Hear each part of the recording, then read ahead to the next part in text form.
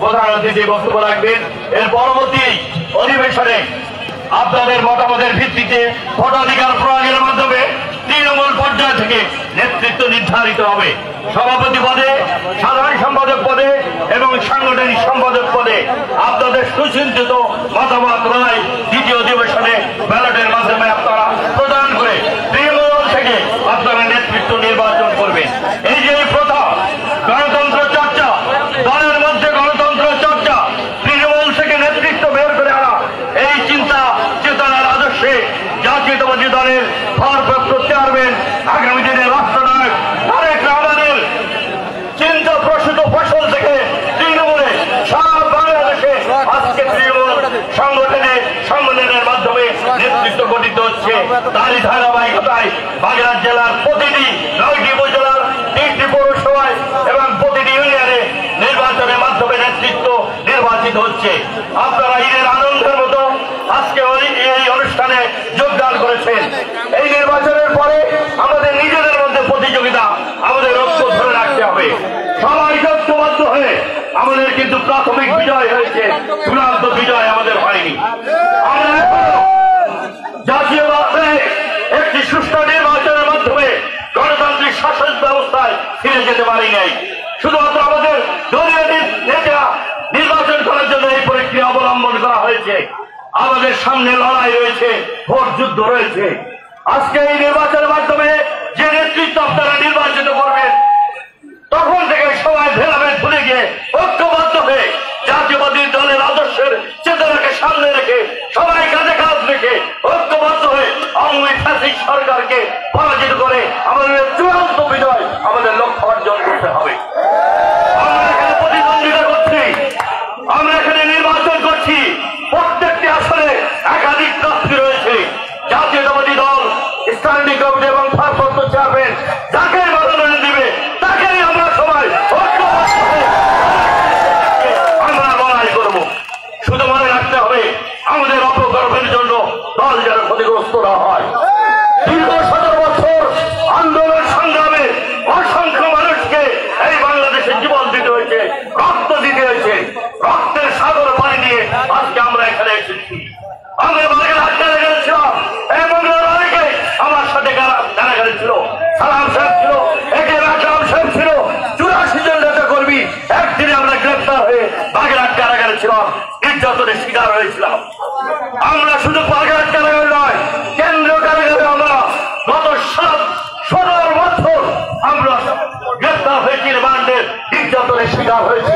কেন্দ্রীয় কারাগার, কাশিমপুর কারাগার, গাজীপুর কারাগার, ময়মনসিংহ কারাগার, কারাগার আর জেলখানা ছিল আমাদের জীবন। প্রিয় বন্ধুরা আমার, সেই ইতিহাস আমরা ভুলে যাইনি। এই রামপাল মংলা বিএনপির ঘাঁটি, স্মৃতি বিজড়িত এই বাগেরহাট বিএনপির নেতৃত্ব দিয়েছে সাবেক পররাষ্ট্রমন্ত্রী এবং স্বরাষ্ট্রমন্ত্রী ছিলেন।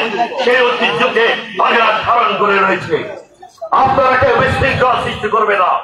প্রতিভায় ব্যক্তির কারণে যদি এত বড় সমাবেশ, এই সম্মেলন ক্ষতিগ্রস্ত হয়, আমরা কি জবাব দেব মানুষের কাছে? আমাদের ঐক্যবদ্ধ হয়ে থাকতে হবে। কেউ যেন আইন হাতে তুলে নেয় না।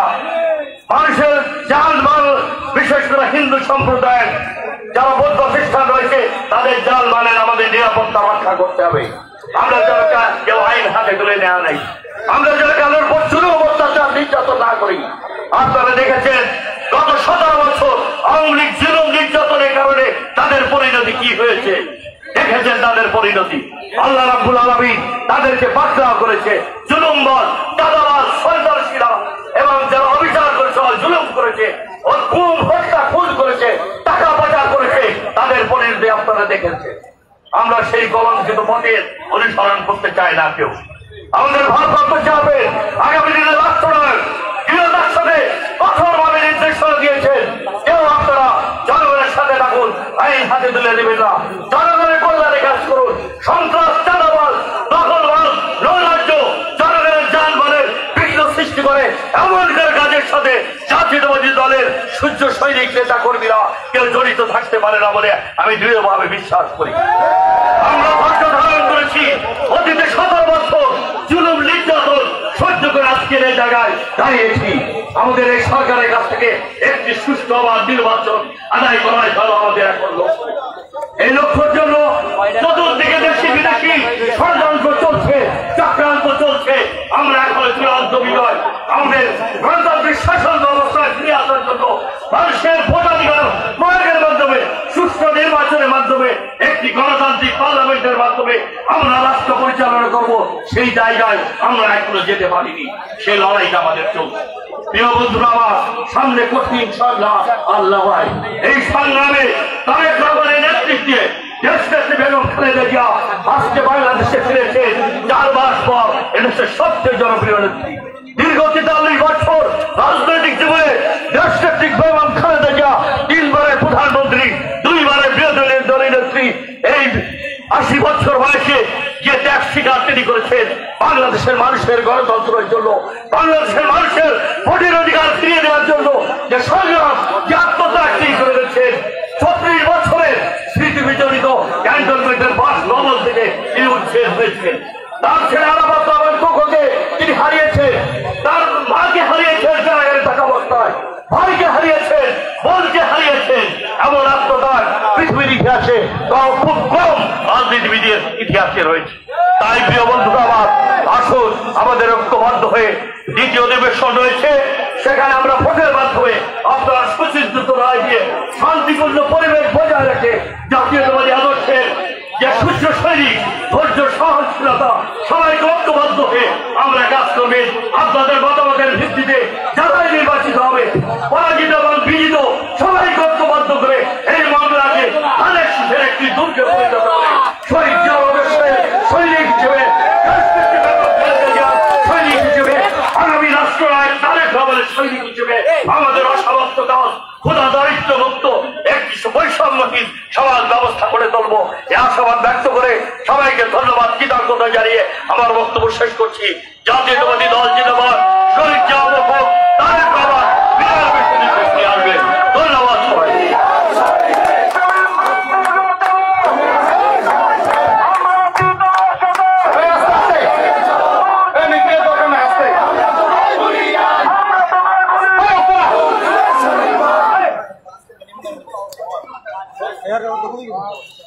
বিএনপির ইতিহাসে এটাই মনে হয় প্রথম সম্মেলন এই মংলা উপজেলায়। আমরা দীর্ঘদিন কষ্ট করে প্রতিটা ওয়ার্ড, ইউনিট এবং ইউনিয়ন ভোটার সম্পন্ন করে আজকে এখানে আমরা দ্বিবার্ষিক সম্মেলনের জন্য উপস্থিত হয়েছি। আমরা ভোটাধিকার প্রয়োগ করব। ইউনিয়নের যে একটু ব্যতিক্রম এখানে রয়েছে, সেটা হলো 2 জন সাংগঠনিক সম্পাদককে আপনারা 2টো ভোট দিবেন, আর বাদ বাকি একই নিয়ম। আপনারা যারা ভোটার, দীর্ঘ পরীক্ষিত রাজনৈতিক জীবনে আপনাদের ভোট দিয়ে আপনাদের সেই রকম নেতা নির্বাচিত করতে হবে, যোগ্য লোক দেখে নির্বাচিত করবেন। আমি এখানে ব্যতীত যে আপনারা এখানে ভাইয়ের রাজনীতি করেন, না বিএনপি রাজনীতি করেন, এবং সুস্থ সুন্দরভাবে আপনারা ভোট দিবেন। এ পর্যায়ে প্রধান অতিথির নাম ঘোষণা করছেন আমাদের মালিক ভাই।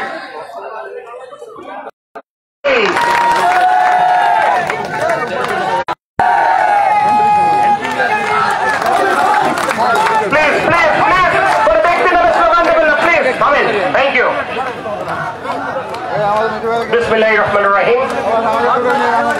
মোংলা উপজেলা বিএনপি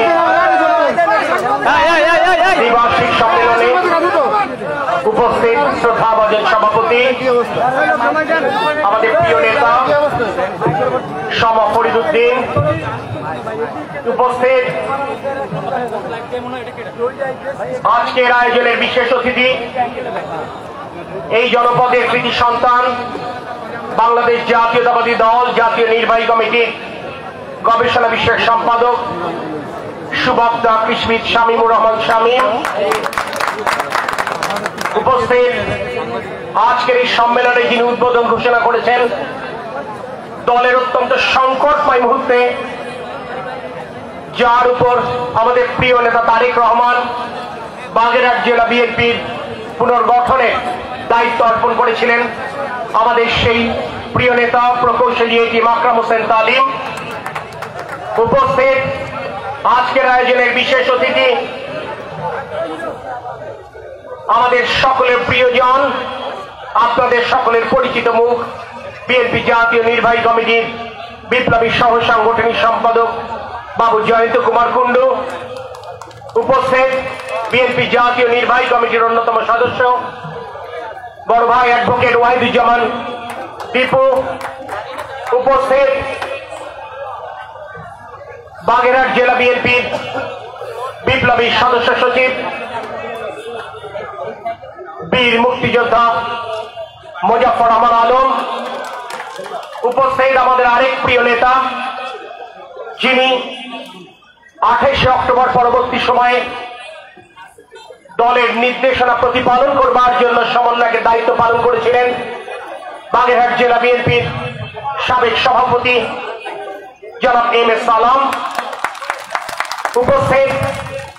জেলা বিএনপির সম্মানিত যুগ্ম আহ্বায়ক বৃন্দ, যারা বাগেরহাটের 4টি নির্বাচনী এলাকার পুনর্গঠনের দায়িত্ব পালন করছেন, এবং সেই মনিটরিং টিমের সম্মানিত সদস্যবৃন্দ,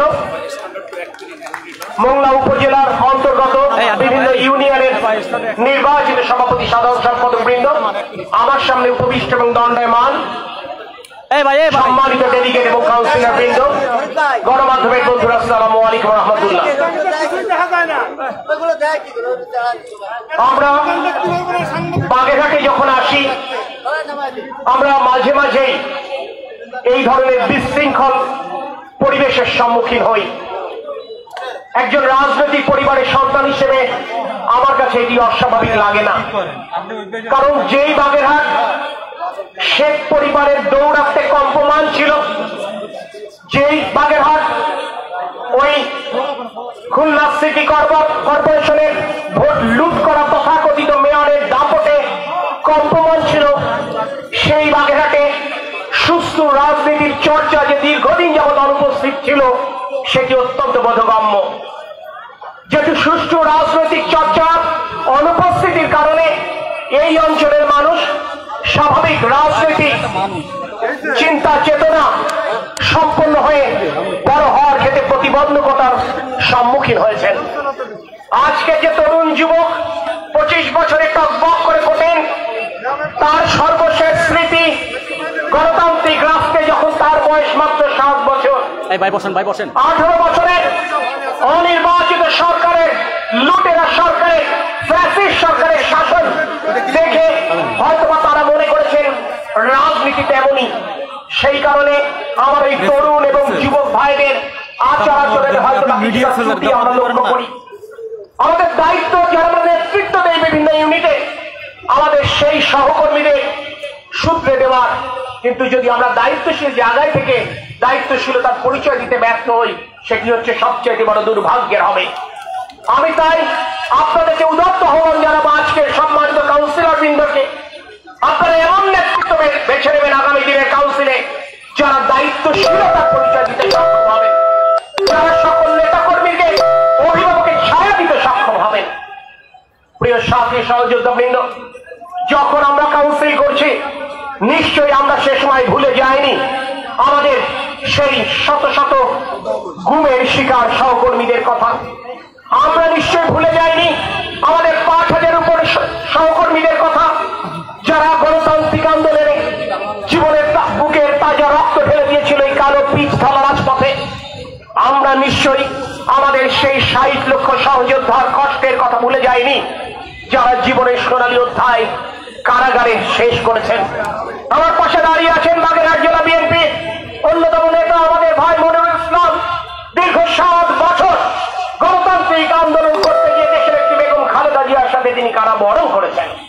এরকম হাজারো সহযোদ্ধা, লক্ষ সহযোদ্ধার আত্মত্যাগের বিনিময়ে আমরা ফ্যাসিস্ট স্বৈরশাসক শেখ হাসিনার পতন ঘটাতে সক্ষম হয়েছি। কিন্তু যে উদ্দেশ্য নিয়ে, যে গন্তব্যে পৌঁছানোর লড়াই করে আমরা শুরু করেছিলাম, সেই 2009 সালে দেশের একটি বেগম খালেদা জিয়ার আহ্বানে